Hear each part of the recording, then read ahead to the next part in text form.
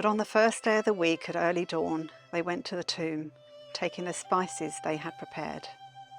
And they found the stone rolled away from the tomb. But when they went in, they did not find the body of the Lord Jesus. While they were perplexed about this, behold, two men stood beside them in dazzling apparel. And as they were frightened and bowed their faces to the ground, these men said to them, "Why do you seek the living among the dead? He's not here, but he has risen. Remember how he told you while he was still in Galilee that the Son of Man must be delivered into the hands of sinful men and be crucified, and on the third day rise." And they remembered his words, and returning from the tomb, they told all these things to the 11 and to all the rest. Now it was Mary Magdalene and Joanna and Mary, the mother of James, and the other women with them who told these things to the apostles. But these words seemed to them an idle tale, and they did not believe them. But Peter, stooping and looking in, he saw the linen cloths by themselves and went home marvelling at what had happened. That very day, two of them were going to the village named Emmaus, about 7 miles from Jerusalem, and they were talking with each other about all the things that had happened. While they were talking and discussing things together, Jesus himself drew near and went with them, but their eyes were kept from recognizing him. And he said to them, "What is this conversation that you are holding with each other as you walk?" And they stood still, looking sad. Then one of them, named Cleopas, answered him,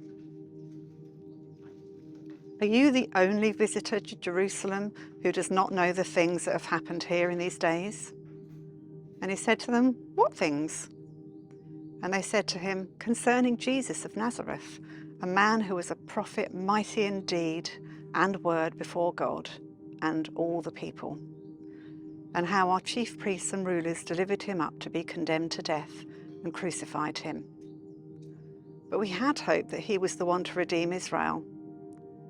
Yes, besides all this, it is now the third day since these things have happened."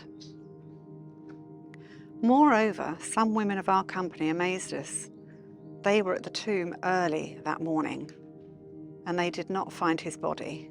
They came back saying that they had even seen a vision of angels who said that he was alive. Some of those who were with us went to the tomb and found it just as the women had said, but him they did not see. And he said to them, "O foolish ones and slow of heart to believe all that the prophets have spoken. Was it not necessary for the Christ to suffer these things and enter into his glory?" And beginning with Moses and all the prophets, he interpreted to them all the scriptures, the things concerning himself. So they drew near to the village to which they were going.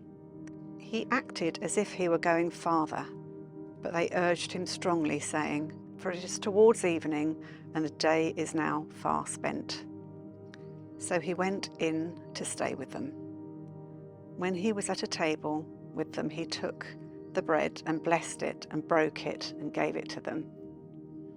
And their eyes were opened, and they recognized him, and he vanished from their sight. They said to each other, "Did not our hearts burn within us as he talked to us on the road while he opened to us the scriptures?" And they rose that same hour and returned to Jerusalem.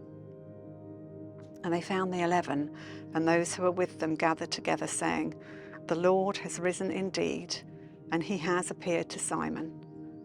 Then they told what had happened on the road and how he was known to them in the breaking of the bread.